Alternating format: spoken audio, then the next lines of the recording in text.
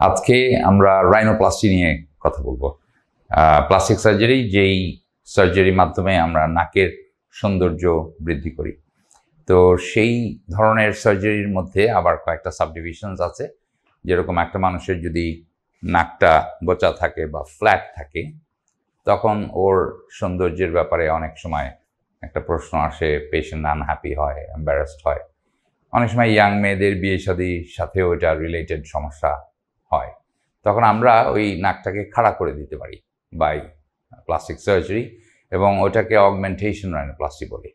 তো এই যে অগমেন্টেশন করছি নাকের যে ডরসাম বা মিড লাইন, সেটাকে খাড়া করার উপায় হচ্ছে ওখানে আমরা পেশেন্টের বডি থেকেই একটা অংশ থেকে হাড়ের একটা অংশ নিয়ে ওখানে প্লেস করে দিতে পারি, অথবা এই পাঁজরের এখান থেকে একটা কার্টিলেজ বা কানের পিছনের অংশ থেকে একটা কার্টিলেজ নিয়ে সেটা দিয়েও খাড়া করে দিতে পারি। তো এগুলা অটোলোগাস বা বডির থেকেই নিয়ে আরেক জায়গায় আমরা ট্রান্সফার করে দিচ্ছি। তো সেখানে আবার সেকেন্ড একটা সার্জারি লাগছে, অন্য জায়গায় বডির একটা জায়গা থেকে হারভেস্ট করতে হয়। তো এখন মডার্ন প্লাস্টিক সার্জারিতে সিলিকন ইমপ্লান্টস এখন অ্যাভেইলেবল, আমাদের দেশেও এটা রেডলি অ্যাভেইলেবল, এবং এটা দিয়েই আমরা এখন অগমেন্টেশন রাইনোপ্লাস্টিক্সগুলো করি। তো ওখানে রাইনোপ্লাস্টির ওই ডরসাম এলিভেট করার জন্য একটা সিলিকন ইমপ্লান্ট বসিয়ে দিই। জিনিসটা প্লাস্টিকের মতন দেখতে, কিন্তু ওগুলো মেডিকেল গ্রেড সিলিকন দিয়ে তৈরি, যে কারণে লং টার্ম কোনো ক্ষতি হয় না বডির, এবং এগুলা ম্যানুফ্যাকচার্ড হয়ে আসে, সুন্দর শেপ অবস্থায় আসে, এবং ওগুলাকে আমরা কেটে নিয়ে কিছু ছোট বড়ও করা সম্ভব। তো এটাকে আমরা বলি augmentation rhinoplasty by silicone implants. এখন বেশিরভাগ অগমেন্টেশন রাইনোপ্লাস্টি সিলিকন ইমপ্লান্টস দিয়ে আমরা করি। কারণটা হচ্ছে এখানে অপারেশনের সময়টা কমে যায়, বিকজ হারভেস্টিংয়ের আরেকটা সার্জারির দরকার হচ্ছে না। পেশেন্টও খুশি হয়, বিকজ পেশেন্টের অন্য আরেকটা জায়গা থেকে কেটে ওর হাড় বা কার্টিলেজ নেওয়ার প্রয়োজন হচ্ছে না। তো এই কারণে অগমেন্টেশন রাইনোপ্লাস্টিটা এখন খুব কমন আমাদের দেশে। আর এছাড়া অ্যাডিশনাল আরও কিছু কাজ আমরা নাকে করি, যেরকম নাকটা যদি ব্রড হয়, চওড়া হয়, নাকের ছিদ্রগুলো যদি বড় হয়, তাহলে একটা মেয়েকে দেখতে অত সুন্দর লাগে না, এবং ছেলেদের ক্ষেত্রেও অনেক সময় আমরা এই কমপ্লেন্স পাই যে ডাক্তার আমার নাকটা অনেক ব্রড, দেখতে ভাল লাগে না, চওড়া। তো সেখানে আমরা অ্যালার বেজ রিডাকশন করে দিই। অ্যালার বেজ হচ্ছে যে নাকের আর ফেসের যেই জাংশনটা, সেটাকে আমরা বলি অ্যালার বেজ। তো এইখানে কিছু অংশ ফেলে দিয়ে আমরা নতুন করে আবার জোড়া দিয়ে দিই। তো এই জোড়াটা এমনভাবে দিই যে স্কিনের ভাঁজের মধ্যে আমরা জোড়াটা ফেলে দিই। তো যে কারণে পরবর্তীতে ওই জোড়ার দাগ বা স্কার একদমই বোঝা যায় না।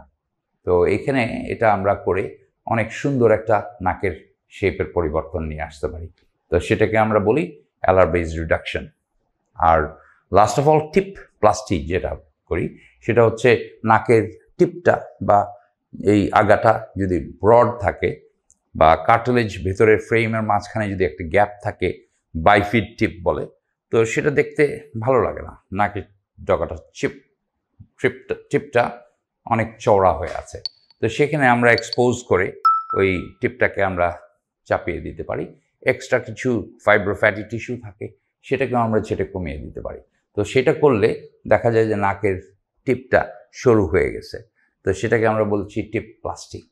তো কিছু পেশেন্ট আছে শুধু ডরসাল অগমেন্টেশন বা অগমেন্টেশন রাইনোপ্লাস্টি করেই চলে যাচ্ছে, কেননা ওনার আর কিছু প্রয়োজন হয় না।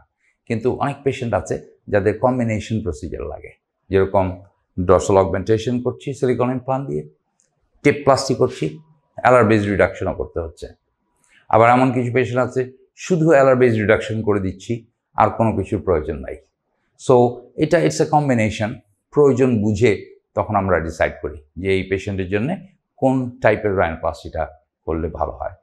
তো ভালো খবর হচ্ছে যে রাইনোপ্লাস্টি বেশিরভাগই আমরা লোকাল অ্যানেস্থেসিয়া দিয়ে করি।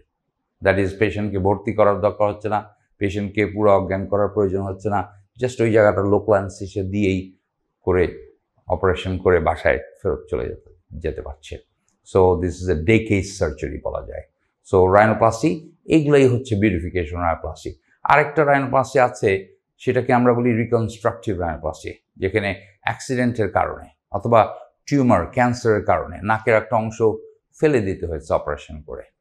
অথবা অ্যাক্সিডেন্টের কারণে কেটে পড়ে গেছে, তখন অন্য জায়গা থেকে ফ্ল্যাপ এনে ওই নাকটাকে রিকনস্ট্রাকশন করতে হয়।